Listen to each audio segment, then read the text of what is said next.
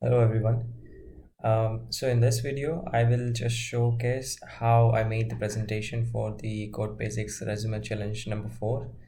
I want to show some of the tools that I have used from the MS PowerPoint and how I made some of the charts and exactly what kind of layout I have used. So as you can see, these are some of the slides here. Okay. And I will go through each of the item that was different. For example, the icons, where I have got the icons from, um, how did I choose the background color, and anything that is related to the graphics as well. Okay. Okay, to start with, so let's go from the first slide. So as I can see here, what I'm going to do is I'll create another blank presentation. Okay, so let's say I have this blank presentation.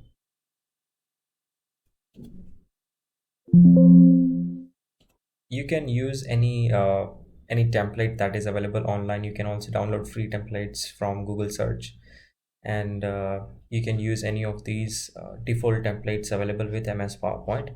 However, if you have some kind of design in mind and if you want to go minimalistic design, I would rather suggest that you just have it made on your own. So if I go to the previous presentation here, so for this slide, what I've done is actually I've used the shapes. So if I go and insert any sort of shape, I can go and select, maybe I'll go with the hexagon for right now, so that it's similar. So then when you click on shift, the sides of all the hexagon will be equal. If you remove the shift, then you can actually change all the sides of the hexagon. It won't be equal. So if you click on shift for the windows, then it will be equal sides for all the sides of the hexagon. Then you leave it, and that's it. So you right click on that, and there you can click on the format shape. So once you click on format shape, you can apply any sort of filling. If you want, you can go with the gradient colors if you would like that. And if you would not like any fill, then just click on no fill. That's what I have done. And in the line, you can increase the width to maybe 5, and then you can also have the gradient for the line, and in that case it's still, you can have the same width and change these parameters and the color. So you can add the gradient stops as well, as many as you like. For this, I mean, for right now, I'm just going to use any regular color. So let's say I go with something like this, and I remove this one, so I have this pattern. Cool. And then I can change the degrees. So if I go with 45, so that's how it is going to be, right? Now here I can just copy and paste some of the hexagons just like this, and again click on shift, press down the shift button, and just resize it to whatever size you would like to have. Then again I can copy and paste. Once I paste it, I can rotate it as well, so I might just rotate it like this, right? And then maybe resize it again, holding down the shift button, and then put it over here. Okay.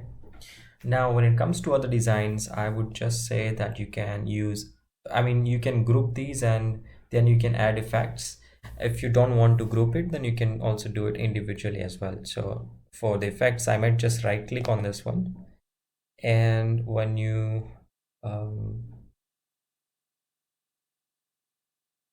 also go to home, click on home, you can see these are the shape effects that you can provide for this particular selected shape. So if you click on this, you can add on the reflections, and there are multiple preset reflections that you can add. So this one, let's say I'm adding the full reflection with touching horizon. So if I add that, then I can also add the shadow. I would suggest you do add some of the presets that are available right now. Once you add those presets, then you can tweak them as however you would like. But initially, just have the presets on. You don't want to set everything right from the scratch. Put the presets and then you can edit them. So I can put the shadows like this, and that's how it is, right? So in order to, let's say if I want to do the same thing for both of this, I can select both of the other two hexagons. Similarly, I provide the reflections, and then I also go with the shadows, right? So here we have another design that's right over here. Sometimes if you do not want the reflection for any of the shape, you can change that, and then you can group these together. Once you group these together, then you can rotate them however you would like, and the reflection will also change, right? So as you can see here, the reflection is changing, right? So this was the main idea and main idea behind creating one of the like the main background slide. So this how it has been created. And then what I've used here is that I've used different widths of this hexagon so that it gives more vibrant design aspect. Apart from that, I have given the gradient color to the background. So if I click on this format background, you can see there are two colors that I've used. This one is different one, and this is the main gradient shape over here. So if I move this around, you can see the gradient appearing and going away, right? So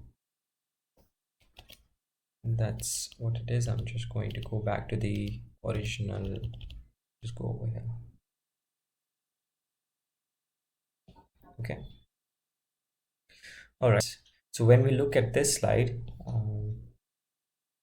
this map is basically done in Power BI. So if I were to open Power BI, so what I've opened the athletic hardware Power BI file that I had created during the challenge, and as you can see, I do have some of the pages that I have done and the charts that I had already created. Okay. All right, so I'll show that once after a minute. Let me just go back to the presentation. Okay, so for this presentation, it is no big deal. Just we create a map in the Power BI, add some visualizations, and more importantly, what you have to do is make sure that the background color is the same. So whatever background you choose here in this file, so you can directly go to format shape or format background, sorry, my mistake, and then you go to this fill. You can go to more colors and get this hex code. Okay, so once you get this hex code, copy that and paste it over into the background over here in the canvas. Okay, so you go to canvas background and just use that code over here. That's it. There's no other it's just a very straightforward and simple way actually. So that's what you have to do. And then once that background is over here, you basically take a snapshot of this and then just paste it over into the PowerPoint. That's it. All right, so once that is done, let's go to the next slide. Now when it comes to creating charts and bars and columns like this, you can also utilize inbuilt charts that are available with the Office suites, as these are the charts that are same available in the Excel as well. So in order to insert one of these charts, what I have to do here is that go into the insert menu and you will see the chart button over here. So you click on that,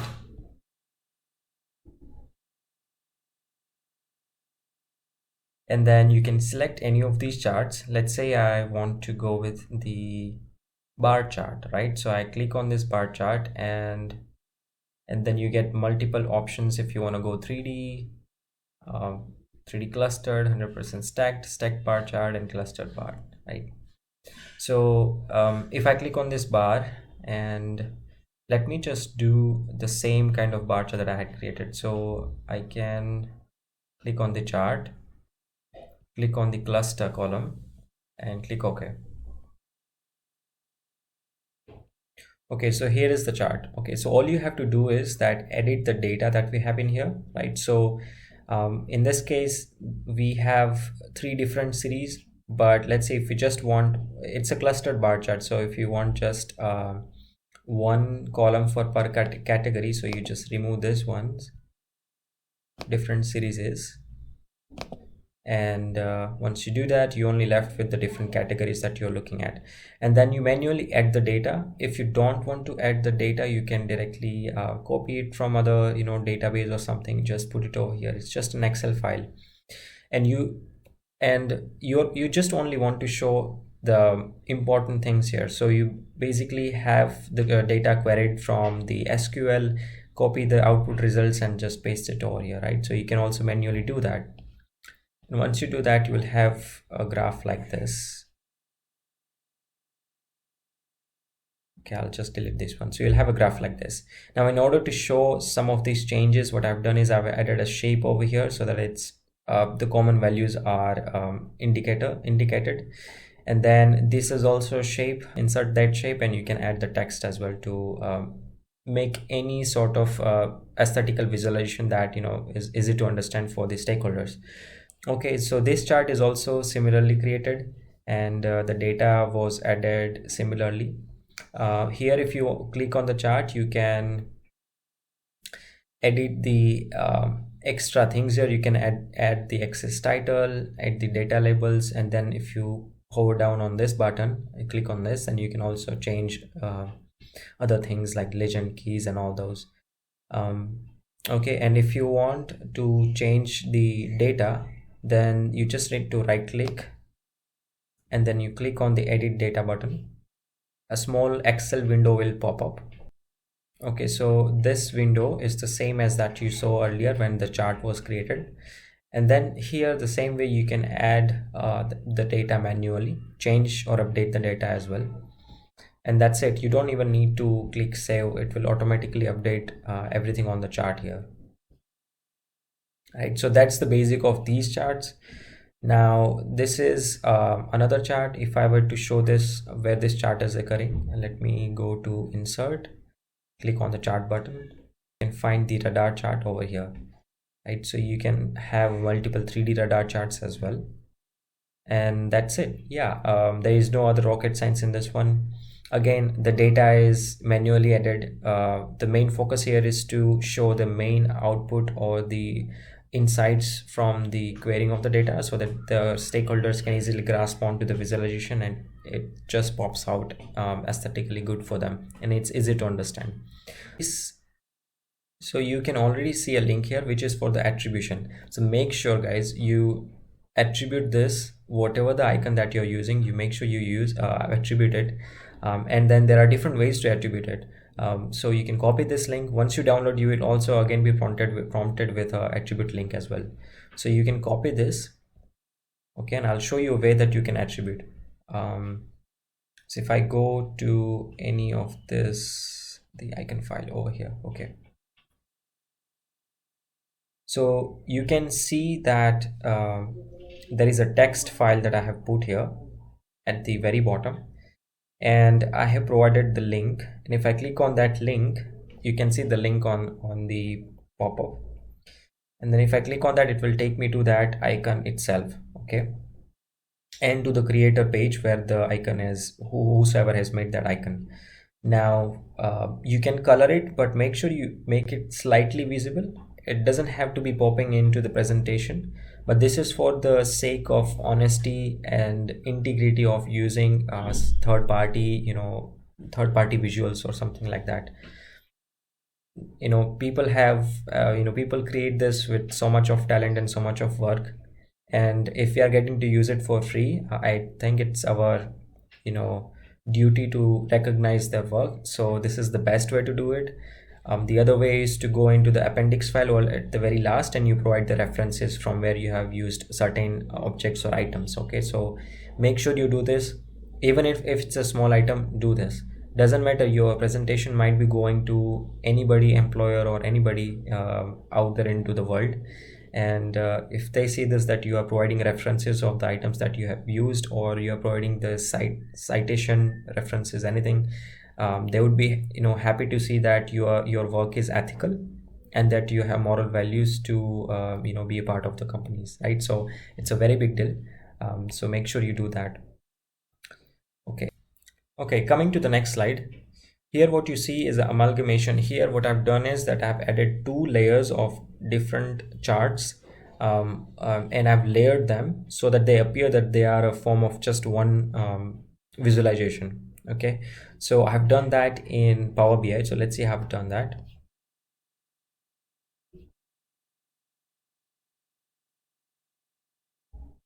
Okay, so this is the visualization that I've made. Basically, what I've done is that I have overlaid two different visualization. One is just for the line visualization. The other one is the column chart. Now, the reason that I had to do this was because I wanted to show the gross sales in both the visualizations, because the column one will be filtered with just customer exclusive, at least exclusive, and this one was filtered with this wasn't filtered, actually this was overall. So you can't have the line and stacked or clustered column chart, because there you would have to use just one kind of fields, right? So if you want to use different kind of fields, you might have to come up with some kind of these ways, right?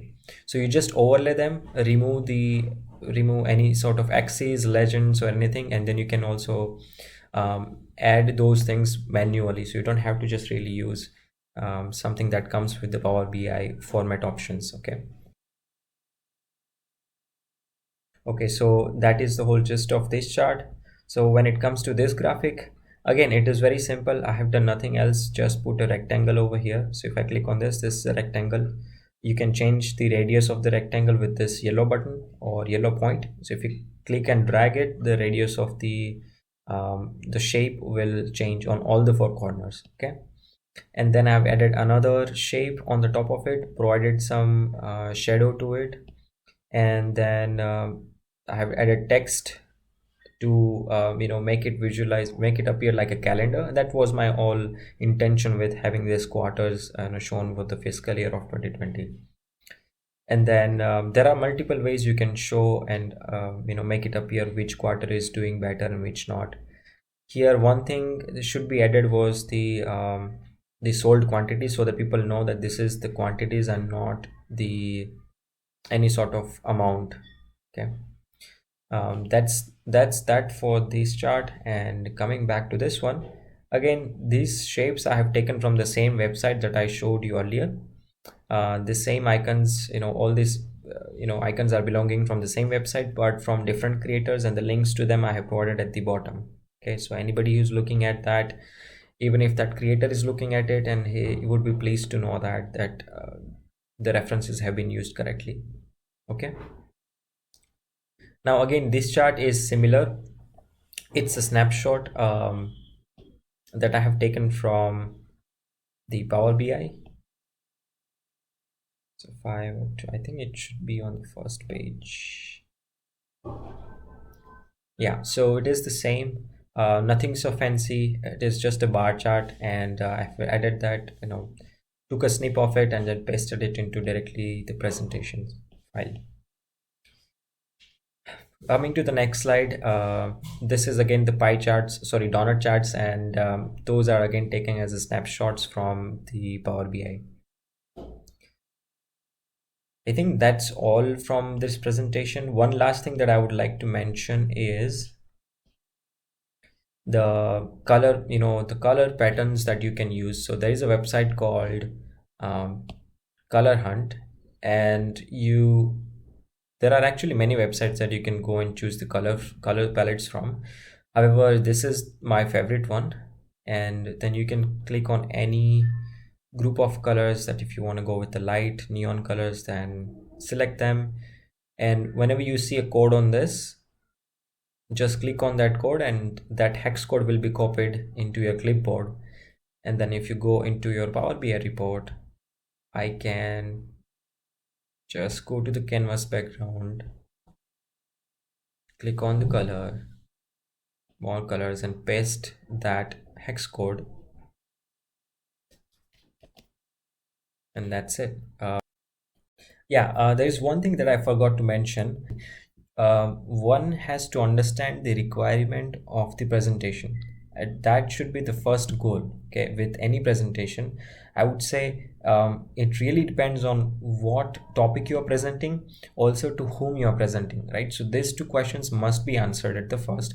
Let's say if you are presenting to a team of stakeholders or management, a higher management, executive level management, your presentation should be very simple. It shouldn't have any queries written down somewhere where, like, especially in the flow of the presentation at the start, because you want to focus on the results, right? So once the results are cleared, once they have understood the insights that you have gathered from the data, then you come down to the point where you just have to show them how the process was done, how the analysis was done, right? So if they ask about it, you will already have this backup at the end. Okay, this is the process that I have taken in order to bring, come to these insights. Okay, so you'll have that backup at the end. Okay, that's all from my side. See you all in the next video.